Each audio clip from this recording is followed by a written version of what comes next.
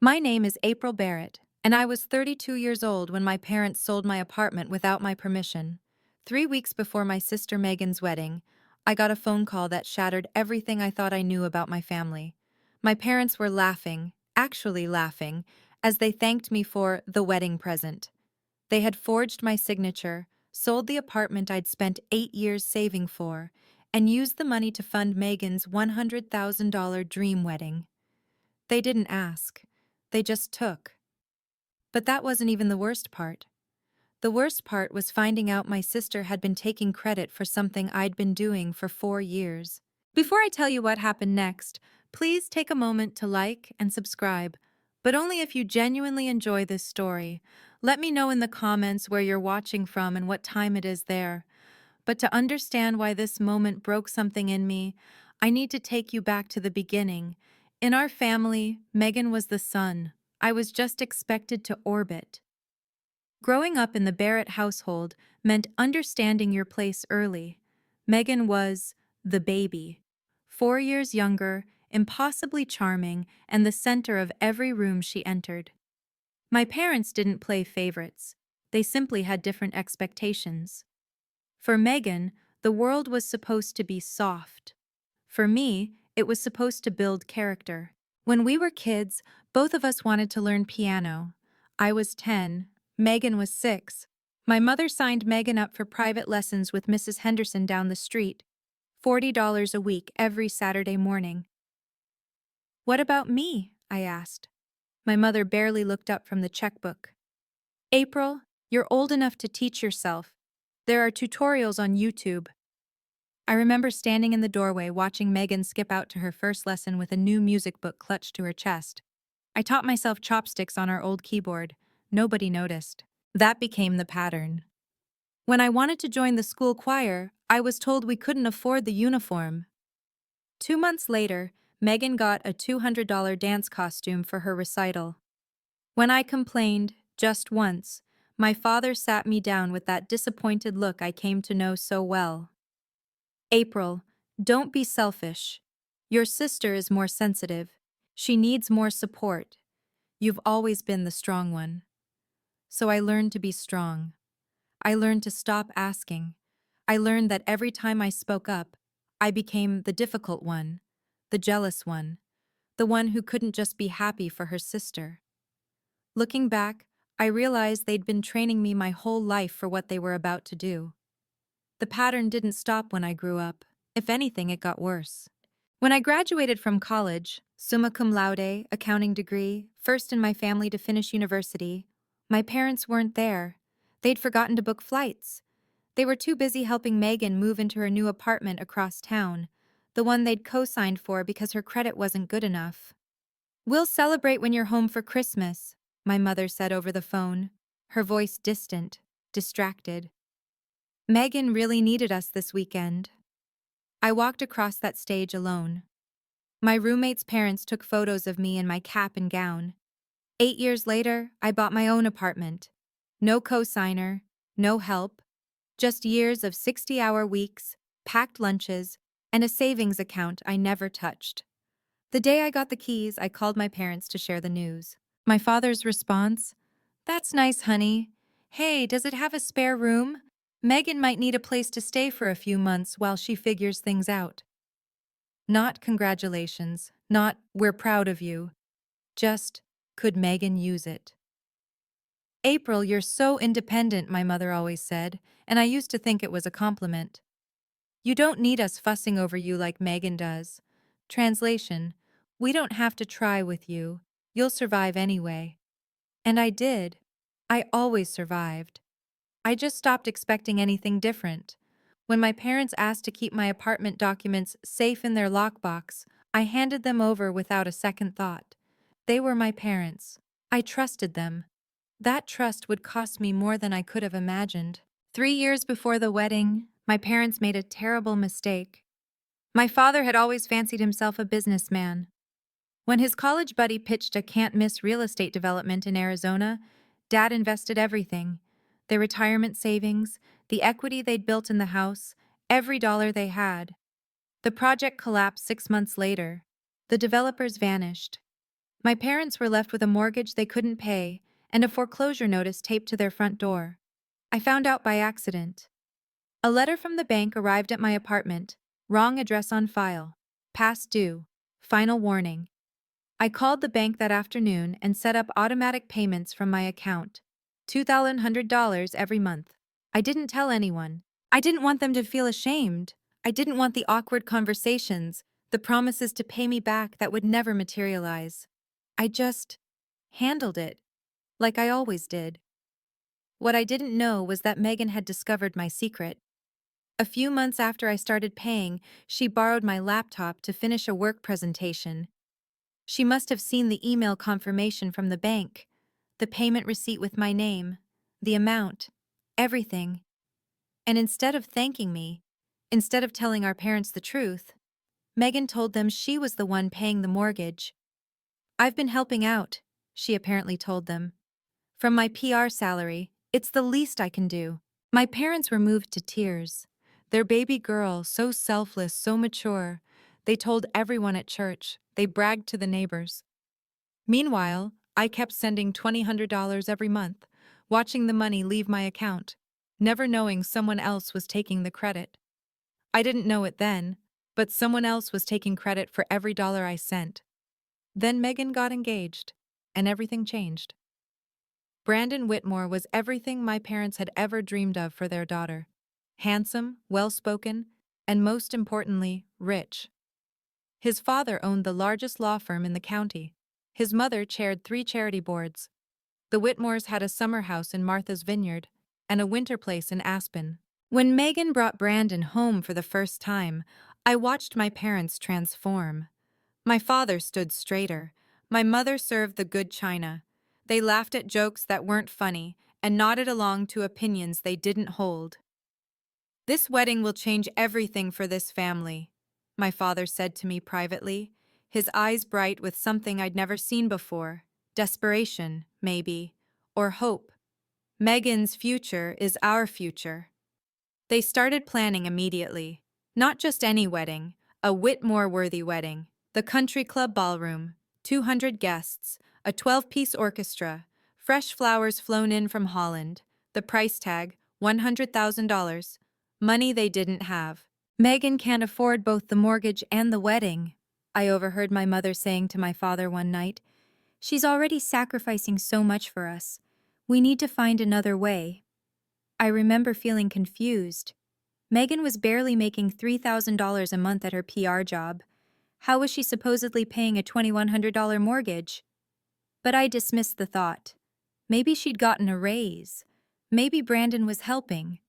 I had no idea my sister was living a lie, and that my parents were about to make me pay for it. My mother started looking at my apartment listing online that same week. I didn't know that either. Not yet. My apartment wasn't just a place to live. It was proof that I existed. 8 years of my life had gone into those walls. Every promotion I'd earned, every vacation I'd skipped, every no I'd said to dinners and drinks and weekend trips. It all lived in that 800-square-foot space with the bay window overlooking the park. I'd painted the bedroom myself, a soft sage green that made mornings feel gentler. I'd saved for 6 months to buy the couch, a splurge I'd almost talked myself out of. The kitchen was small, but it was mine. The quiet was mine. For the first time in my life, I had somewhere I belonged completely. If I stayed silent, if I let them take it, I wouldn't just lose the apartment. I'd lose 8 years of work. I'd lose $180,000 in equity. I'd lose the only proof that April Barrett was more than a supporting character in someone else's story. And Megan would keep taking credit for my sacrifice. My parents would keep believing she was the good daughter. I'd keep paying their mortgage while they bragged about her generosity. Something shifted in me that night. They never asked my opinion because they didn't think I'd say no. They'd spent 32 years training me to accept, to adapt, to make room. And I had. God, I had. But this wasn't about being the bigger person anymore. This was about being a person at all. Being the quiet one doesn't mean you have to be the invisible one. That night, I made a decision. For the first time in my life, I was going to fight back, and I was going to expose everything. The call came on a Tuesday afternoon. I was at my desk, reviewing quarterly reports, when my mother's name flashed on my phone. "Honey!" She was laughing. I could hear my father in the background, chuckling along. "We just wanted to thank you for the wedding present." I set down my pen. "What present?" "Your apartment, sweetheart. We sold it. Got a great price, too. The buyer paid cash. Isn't that wonderful?" The room tilted. My hands went cold. "You... what?" "We knew you'd understand." Her voice was warm, completely oblivious. "You've always been so generous. And Megan's wedding is going to be just beautiful now. The florist alone..." "I didn't agree to this." A pause. My father's voice came through, patronizing and firm. "April, don't be dramatic. It's just an apartment. It's my apartment. We're family." My mother again, that patient tone she used when explaining something obvious to a slow child. "What's yours is ours. That's how family works. Besides, you'll find another place. You're so capable." Capable. The word they used when they meant disposable. My throat was closing. "How did you even—" "I didn't sign anything." Silence. Then my father cleared his throat. "We handled the paperwork. You'd given us the documents years ago, remember? We just facilitated things." Facilitated. They'd forged my signature. They'd committed fraud, and they were laughing about it. "The closing is next week," my mother added brightly. "We really appreciate you, honey. We always knew we could count on you." I hung up without saying goodbye. They were still laughing when the line went dead. They had no idea what they'd just done. But I was about to find out exactly how deep this went. Claire Donovan had been my best friend since our first week of college. She was also one of the sharpest real estate attorneys in the city. "They did what?" Her voice went flat when I told her. "Sold my apartment. Forged my signature. They think it's done. Give me an hour." 47 minutes later, Claire called back. "The transaction isn't finalized. They signed a purchase agreement, but the closing hasn't happened yet. The title company flagged some inconsistencies with the signature. It doesn't match your records on file." Relief flooded through me, followed immediately by rage. "So it's not legal?" "It's fraud, April. You could press charges." I sat with that for a moment. Criminal charges. Against my own parents. "There's something else I need to understand," Claire said carefully. "I've been trying to piece together your family's finances. Your mom mentioned to someone at the grocery store that Megan's been paying their mortgage for years. She was bragging about it." My blood turned to ice. "What did you say?" "She said Megan's been covering the mortgage, has been for a while now. Called her the selfless one." My hands started to shake. "That's not possible. I've been paying that mortgage for 4 years. Every statement comes from my account. Every receipt has my name." A long pause. "April, are you sure?" "I have every bank statement, every confirmation email. It's my account number, Claire. My routing number, my name." Another pause, heavier this time. "Then Megan's been lying to them. She's been taking credit for your money." The room spun. My sister hadn't just stayed silent. She'd actively claimed my sacrifice as her own, for 4 years. "I need to see everything," I said quietly.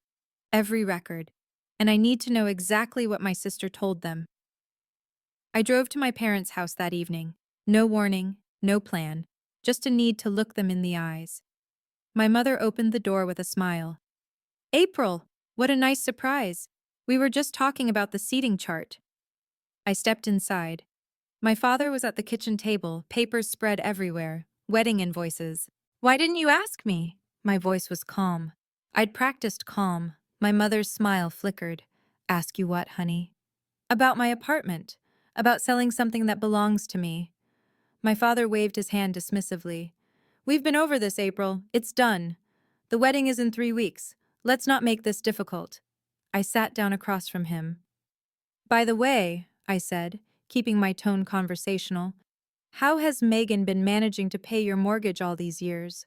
On her salary. My mother's face lit up. She's been wonderful. $2,100 every month, like clockwork. Such a selfless girl. Interesting. I leaned back. And she told you this herself? Well, of course. Oh, are we talking about me? Megan appeared in the doorway, still in her work clothes. She looked at me and something flickered across her face. Recognition, maybe. Awareness. Then she smiled. That same sweet, practiced smile I'd seen my whole life. Yes, she said smoothly. I've been helping out. It's what family does. She looked right at me when she said it. She knew I knew, and she didn't care. It's my wedding, April. Megan's voice sharpened. For once, can something be about me? I stood up. My mother was saying something about gratitude, about family, about not making waves. I wasn't listening. I walked out without another word. But I wasn't done, not even close. Now, before I tell you what happened at the wedding, I want to ask you something. Have you ever had someone take credit for your hard work? Drop a yes in the comments if you know exactly how betrayed I felt in that moment. And if you're invested in this story, hit that subscribe button, because what happened next at that reception? Let's just say Megan wasn't the only one who got a surprise. But first, I had to gather my evidence. Claire spread the documents across her conference table. 4 years of bank statements, each one highlighted, annotated, organized by date. 48 payments, she said. Every single one from your account. Your name, your account number, your routing number. It's all here. I stared at the stack. $2,100 times 48 months. Over $100,000. Almost exactly what they were spending on Megan's wedding. There's no way Megan could have made these payments, Claire continued. I looked up her company. Entry-level PR coordinators there make about $3,000 a month before taxes. She'd have had to give up 70% of her income. She couldn't afford rent, let alone this. She knew the exact amount, I said quietly. She saw my email confirmation years ago. That's how she knew what to tell them. Claire nodded slowly. She found your evidence and used it to build her own lie. I picked up one of the statements. My name printed clearly across the top. April Barrett, not Megan. Me. You know what this means, right? Claire's voice was gentle but serious. When you show these at the wedding, you're not just exposing your parents, you're exposing Megan, in front of her new husband, in front of his family. I thought about Brandon Whitmore, about the Whitmore family name, built on integrity and reputation, about what they'd think of a bride who'd lied about money for 4 years. The Whitmores deserve to know who they're really getting, I said. Claire didn't argue. She just started making copies. 4 years of my money, I said, almost to myself. And she smiled in my face while taking credit for every cent. That night, I dug through every email I'd ever exchanged with my parents. It didn't take long to find what I was looking for. 2 years ago, when I'd hesitated about leaving my apartment documents with them, my mother had written, "Don't worry about the papers, honey. We're just keeping them safe. You know we'd never do anything without asking." A month later, my father, "We would never touch your property without your permission. It's just for safekeeping. Trust us." Trust us. I printed both emails. Then Claire sent me something that made my stomach drop. "I got added to your family group chat years ago," she texted. "Back when I helped your mom with her will. They forgot to remove me. I've been muted, but I can still see everything." She forwarded a screenshot. The message was from Megan, dated 3 weeks earlier, right after my parents decided to sell my apartment. "Don't worry about April's apartment. She won't make a fuss. She never does." I read it 3 times. Then a fourth. "She won't make a fuss. She never does." My own sister. She wasn't just complicit, she'd reassured them. She told them I'd roll over. She'd counted on my silence the way you count on the sun rising. My own sister, I said out loud, alone in my apartment. She knew exactly what she was doing. I printed the screenshot, added it to the folder. She didn't just stay silent. She told them I wouldn't fight back. She counted on my silence. And maybe once, she would have been right. But that was before I understood what I was dealing with. That was before I decided to stop being easy. You have three options, Claire said, sliding a legal pad across the table. 1. We go to the police now. Forgery is a felony. Your parents could face real charges. I thought about my father in handcuffs, my mother crying in a courtroom. What else? 2. Wait until after the wedding. Handle it quietly. But by then, Megan will be married into the Whitmore family. They'll protect her. They'll spin the narrative. You'll be the bitter older sister who tried to ruin everything out of jealousy. And 3? Claire met my eyes. Confront them at the wedding. Publicly. Before the marriage is finalized. The idea should have horrified me. Causing a scene at my sister's wedding. Humiliating my parents in front of 200 people. Everything I'd been trained to avoid. But something had shifted. If I do this after the wedding, they'll spin it, I said slowly. They'll say I'm jealous, bitter. They'll make me the villain. And Megan will be safely married, protected, set for life. The Whitmores deserve to know who they're really getting. The words felt heavy and true. Brandon deserves to know. That evening, I called Mr. Peterson, the buyer who'd put an offer on my apartment. I explained the situation, the forged signature, the fraud, the fact that I'd never consented to any sale. He was silent for a long moment. Then, I'll call my lawyer. 2 days later, he withdrew from the sale entirely. The deposit was returned. The transaction was void. My parents didn't know yet. They were still planning the wedding of the century with money that wasn't coming. The wedding was in 10 days, and I had just set something in motion that would expose everything. I'm not trying to destroy them, I told Claire, but they need to face what they did. All of them. The morning of the wedding, I woke up in my apartment. My apartment. Still mine, still standing, still the only place in the world that belonged completely to me. Sunlight filtered through the bay window, casting long shadows across the bedroom floor. Somewhere across town, Megan was probably having her hair done, surrounded by bridesmaids and champagne and the promise of a perfect day. My phone buzzed, a text from Claire. Everything is ready, good luck. I showered slowly, made coffee, took my time. On my bed lay the bridesmaid dress Megan had chosen for me, a shade of pink that washed out my complexion, deliberately unflattering. She'd picked it herself, insisting it was perfect for the wedding aesthetic. I suspected she just wanted to make sure no one looked at me. Beside the dress sat a manila folder. Inside, 48 months of bank statements, the original deed to my apartment, the canceled sale contract, printed emails from my parents promising to keep my documents safe, and a screenshot of Megan telling them I wouldn't make a fuss. I looked at myself in the mirror. The pink dress looked exactly as bad as I'd expected. But that wasn't what mattered today. I picked up the folder, slid it into my purse, checked my reflection one more time. The woman in the mirror looked calm, resolved, not angry. That surprised me, not even nervous, just ready. They expected me to smile, toast, and play my part. They had no idea I'd rewritten the script. I grabbed my keys and headed for the door.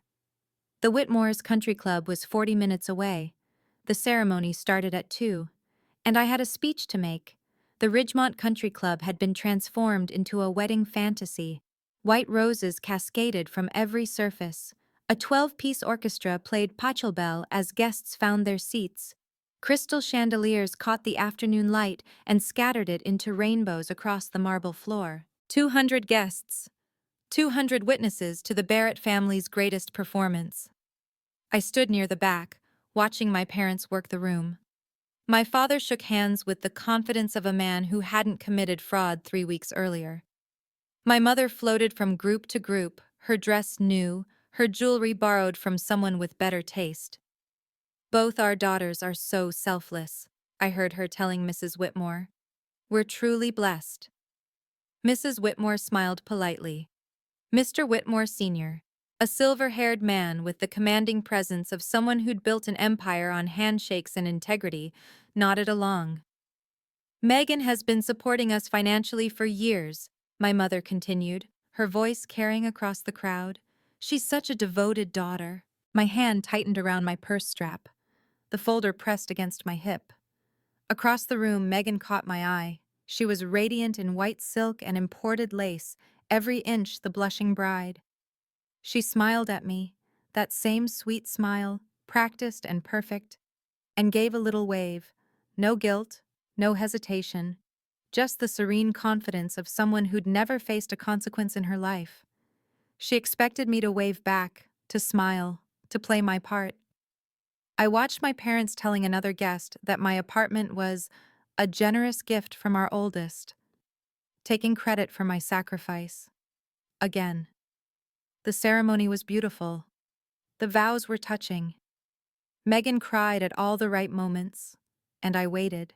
The reception began at 6. 200 guests settled into their seats around tables draped in white linen and adorned with centerpieces that had probably cost more than my monthly salary. I sat at the family table, the folder resting in my lap beneath the tablecloth. My parents beamed. Megan glowed. Brandon held his new wife's hand and looked at her like she was made of starlight. Then my father stood up, champagne glass in hand, and the room fell silent. "Family," he began, his voice carrying across the ballroom. "That's what today is about. Sacrifice. Coming together. Everyone doing their part." I felt my jaw tighten. "I want to take a moment to thank the people who made this day possible." He paused for effect. "First, to my daughter Megan, who has been supporting this family financially for years. Her generosity and selflessness have kept us afloat through difficult times." Megan ducked her head modestly. The crowd murmured approval. "And to April," my father found me in the crowd, his smile wide and warm, "who gave the most generous wedding gift, her apartment, so that her sister could have the wedding of her dreams." Applause. 200 pairs of eyes turned toward me, expectant, waiting for the grateful smile, the humble wave. Megan stood up from her seat and gave a little bow, accepting applause for sacrifices she'd never made. I felt every gaze like a weight pressing down on me. "Let's raise a glass to our daughters," my father concluded. "The best children parents could ask for." Glasses rose, people drank, Megan basked, and I stood up, not to smile, not to nod, but to speak. "Dad?" My voice was steady, calm. "Would you mind if I said a few words?" My father's smile wavered for just a moment, surprise maybe, or the first flicker of concern. But 200 people were watching, and Richard Barrett had never met a spotlight he didn't love. "Of course, sweetheart." He handed me the microphone. "The floor is yours." I took it. The weight of it felt right in my hand. "Thank you, Dad." I turned to face the room, letting my gaze sweep across the sea of expectant faces.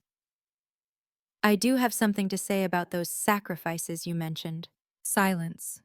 Absolute silence. Even the servers stopped moving. At the family table, Megan's smile faltered. Her eyes met mine, and I watched the color drain from her face. She knew. In that moment, she knew exactly what was coming. "Since we're sharing," I continued, "I think everyone deserves to know the whole story." My mother leaned forward, her expression shifting from pride to confusion to the first edges of panic. My father's jaw tightened.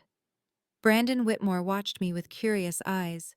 His father, the silver-haired patriarch, set down his champagne glass and studied me with the focused attention of a man who'd built his career on reading people. 200 guests were watching.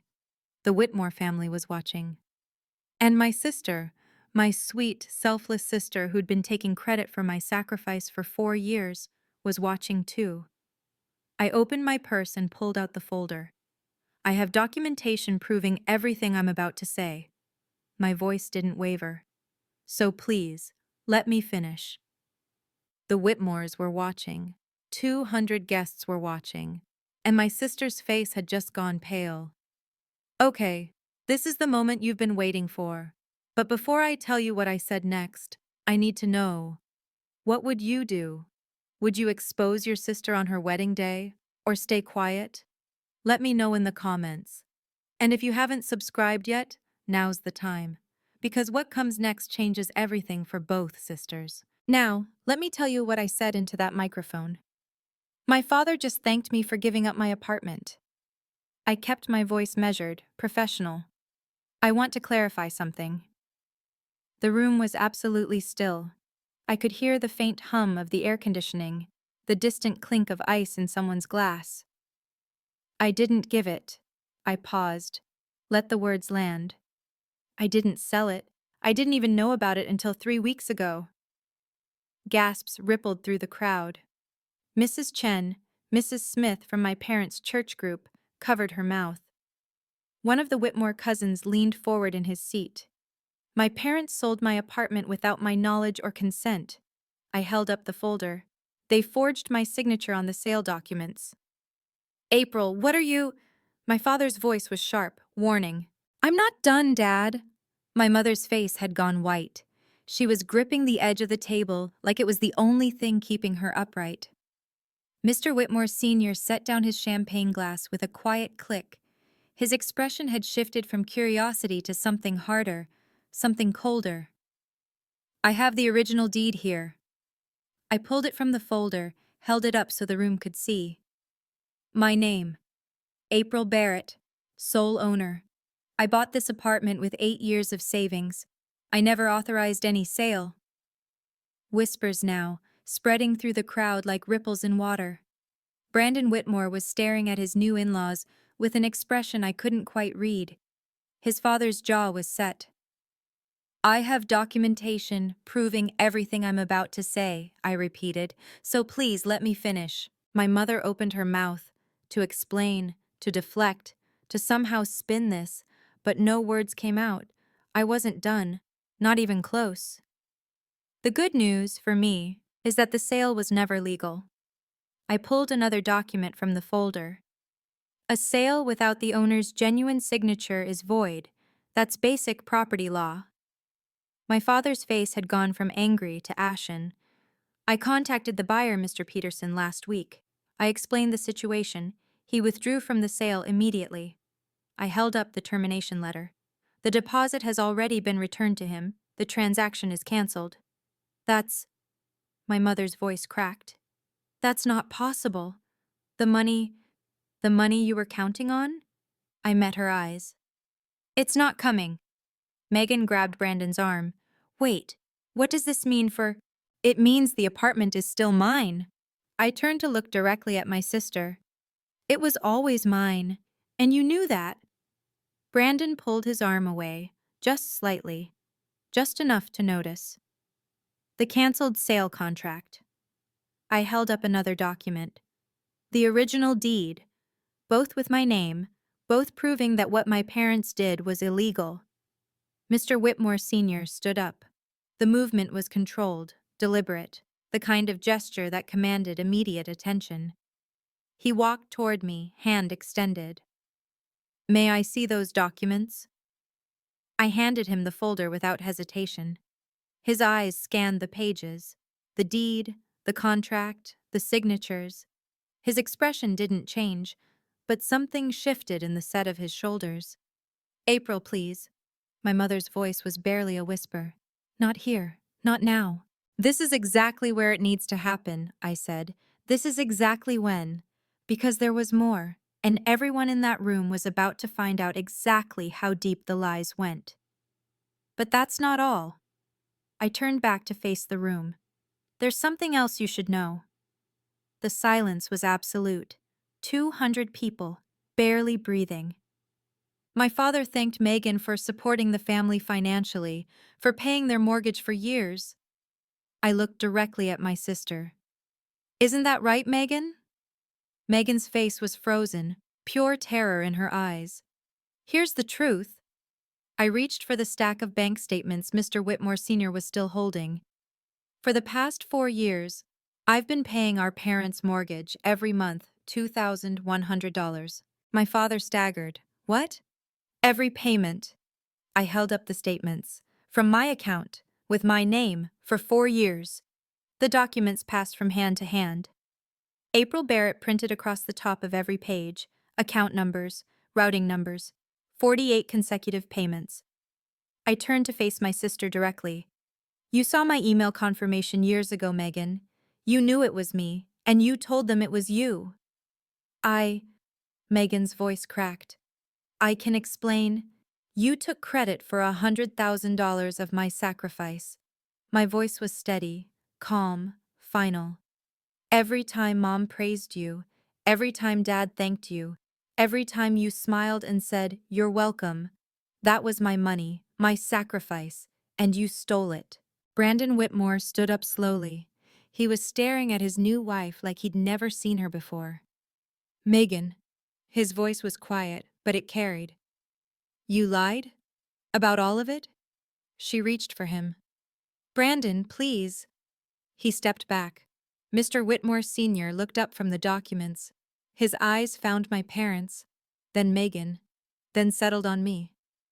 I didn't tell anyone because I didn't want you to feel ashamed, I said. But Megan? She took credit for my sacrifice, for 4 years. I want to be clear. I lowered my voice slightly.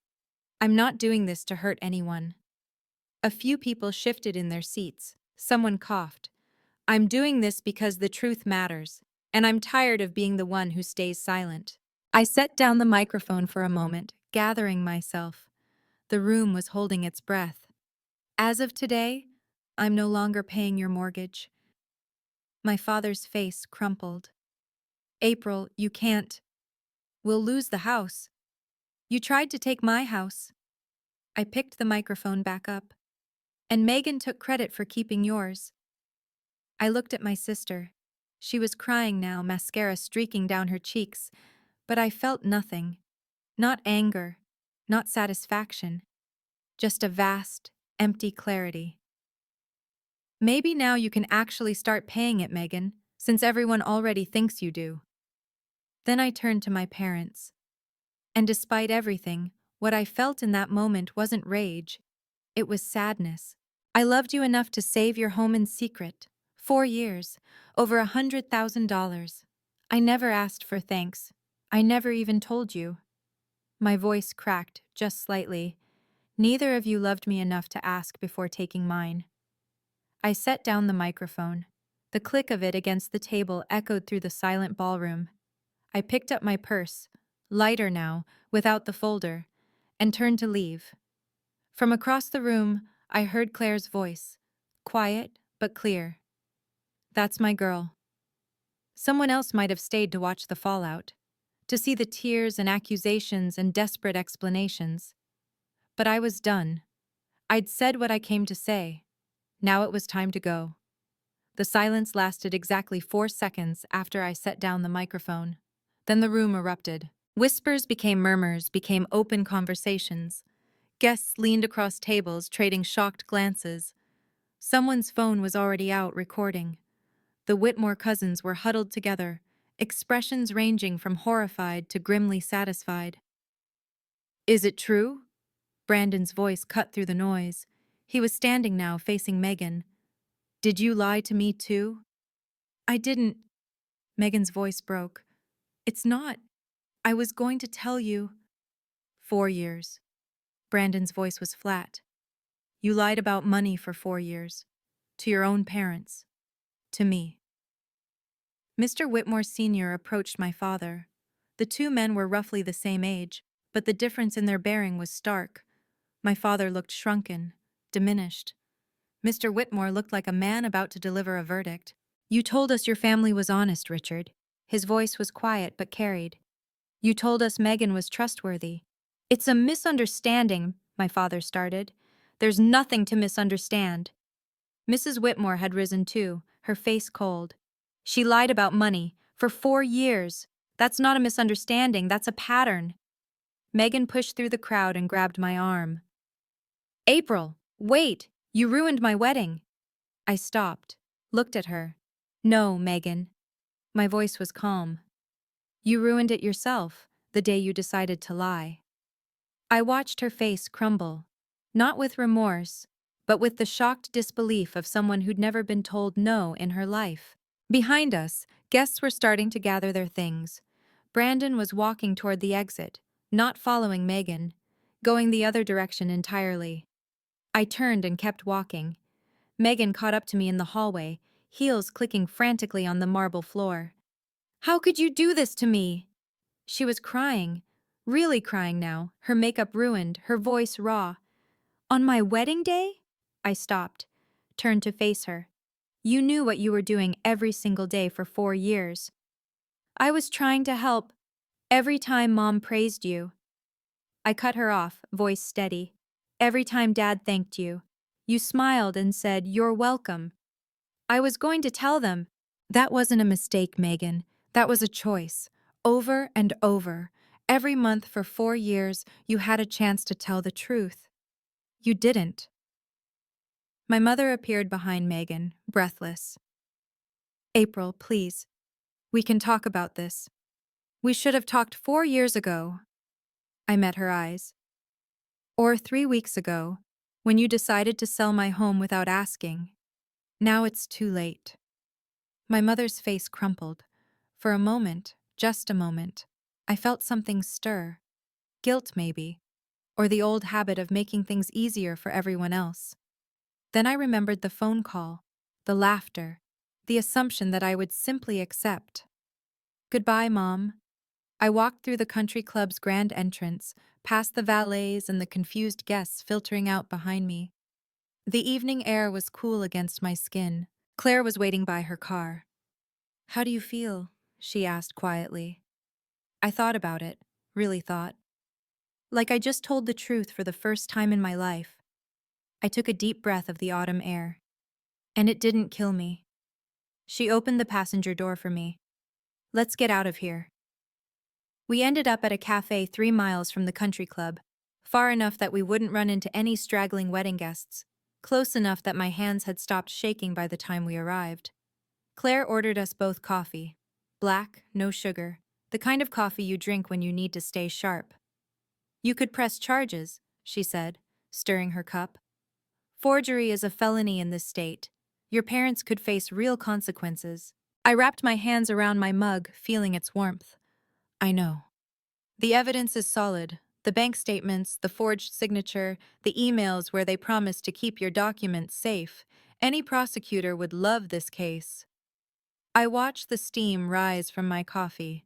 Outside, the sun was setting, painting the sky in shades of orange and pink. "No." The word came out more certain than I expected. "I don't want them in prison. I just wanted them to face what they did." Claire nodded slowly. "And Megan?"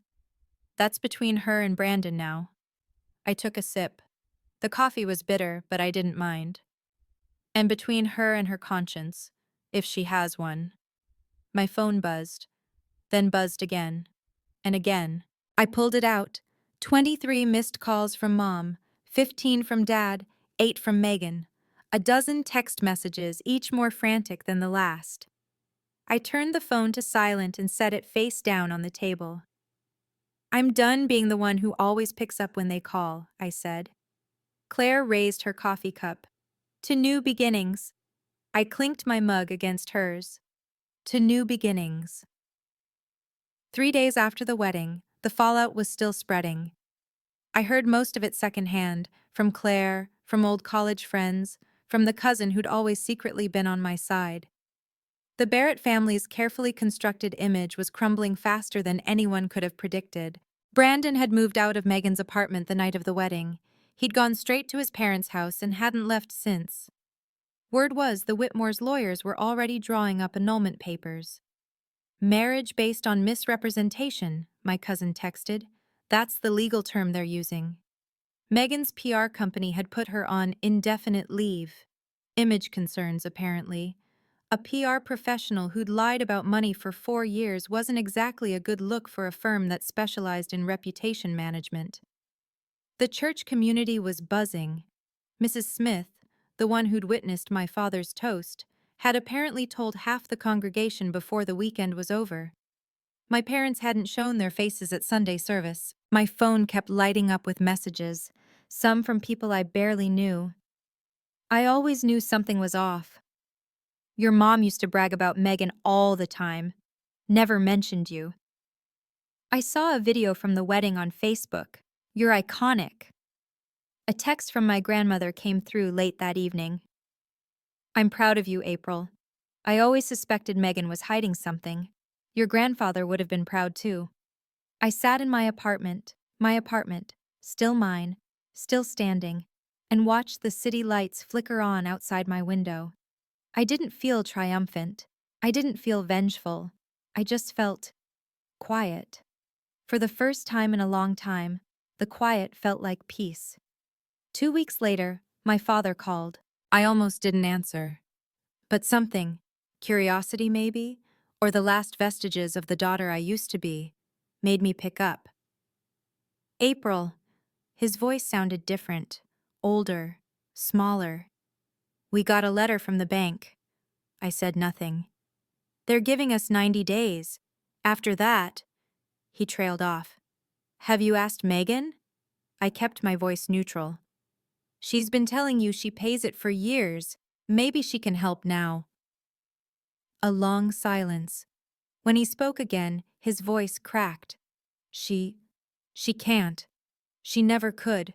We know that now. I know, Dad. I've always known. Another pause, heavier this time. Why didn't you tell us it was you? The question hung in the air. I'd asked myself the same thing those first few months. Why hadn't I demanded credit? Why had I let them believe their golden child was saving them? Would it have mattered? I asked finally. Would you have treated me any differently? Or would Megan still have been your favorite? He had no answer. We both knew the truth. I'm not paying any more, Dad. I can't save you from this. April, please. You need to figure this out as a family. I took a breath. But I'm not part of that family anymore. Not the way I was before. I hung up before he could respond. The call log showed 17 missed calls from my mother, 4 more from Megan. I didn't return any of them. For 32 years, I'd been the one who answered, the one who showed up, the one who fixed things. Someone else's turn now. 2 months later, the house sold. My cousin sent me the listing when it went up, $285,000, price to move. It sold in 11 days, barely enough to cover the outstanding mortgage and the bank fees. My parents walked away with almost nothing. They moved into a 2-bedroom apartment across town. The same complex where Megan was now living, I heard later. The annulment had been finalized. Brandon Whitmore was already dating someone else, a lawyer from his father's firm, according to the church gossip network. For the first time in her life, Megan was actually contributing. No more pretending, no more taking credit for someone else's sacrifice. Just a $3,000 monthly salary and real bills to pay. I didn't reach out. I didn't gloat. I just lived my life. Then, one evening, a letter arrived. No return address, but I recognized my mother's handwriting. I almost threw it away, but something made me open it. Dear April, I'm sorry. For everything. For not seeing you. For always putting Megan first. For believing her without question when we should have known better. You deserved a mother who noticed. You deserved parents who celebrated you the way we celebrated your sister. We failed you, and we don't have any excuse. I don't expect you to forgive us, but I wanted you to know. I see it now. I see what we did. I see what you gave us all those years, and how we never once said thank you. Your father is too proud to write this, but I'm not. You deserved better. Mom. I read it twice, then set it on my kitchen counter. It's a start, I said to no one. But words are cheap. Actions take time. 6 months after the wedding, I sat in my apartment watching the sunset through my bay window. The same apartment. Still mine. But somehow, everything about it felt different now. I'd repainted the bedroom a deeper shade of green, bought new curtains, replaced the old couch with something I'd actually picked out myself. not just settled for. The space felt lighter somehow, like it could finally breathe. Claire came over for dinner every Thursday now. We'd cook something ambitious, drink wine, and talk about everything except my family. "You look different," she said one evening, studying me across the table. "Lighter." I stopped carrying people who would never carry me. She raised her glass. I raised mine. Work was better too. The promotion I'd been chasing for 2 years finally came through. The extra $800 a month, money that used to disappear into my parents' mortgage, stayed in my account now. I'd started a travel fund, booked a trip to Portugal for the spring. 32 years of saving everything for everyone else. 32 years of being the backup plan, the safety net, the reliable one who never asked for anything. Now finally, I was learning to spend something on myself.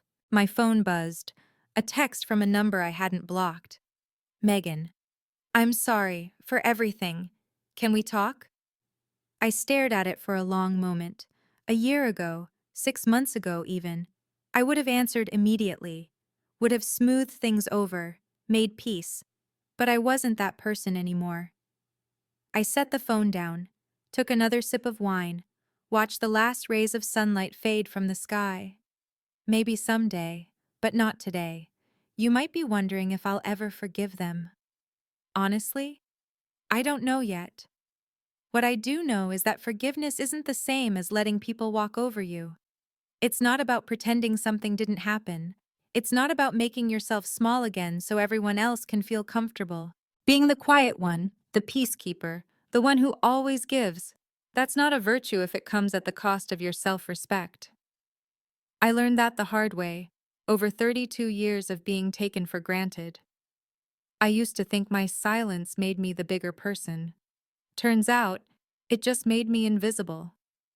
I spent 32 years being easy. Easy to ignore, easy to take from, easy to overlook, easy to lie to. I'm done being easy. My phone buzzed again. Megan's text still glowing on the screen. "I'm sorry. For everything. Can we talk?" I picked it up, read the message one more time. Then I typed back. "Actions, not words. Show me you've changed, then we'll talk." I hit send. Maybe she would. Maybe she wouldn't. Maybe my parents would find their way back to me someday, with more than just letters and apologies. Maybe they wouldn't. But that wasn't really the point anymore. The point was that I'd finally stopped waiting for them to see me. I'd stopped needing their approval to know my own worth. Family isn't about blood, it's about respect. And respect goes both ways, or it goes nowhere. I looked around my apartment, still mine, always mine, and smiled. For the first time in my life, I didn't need anyone's permission to be enough. I already was. And that's my story. If you've ever been the quiet one who someone took credit for, the one who gave and gave while others stole the spotlight, I see you. Drop a comment. What's your boundary now? What line won't you let anyone cross? If this story hit home, subscribe and check out another story in the description. Thank you for being here with me.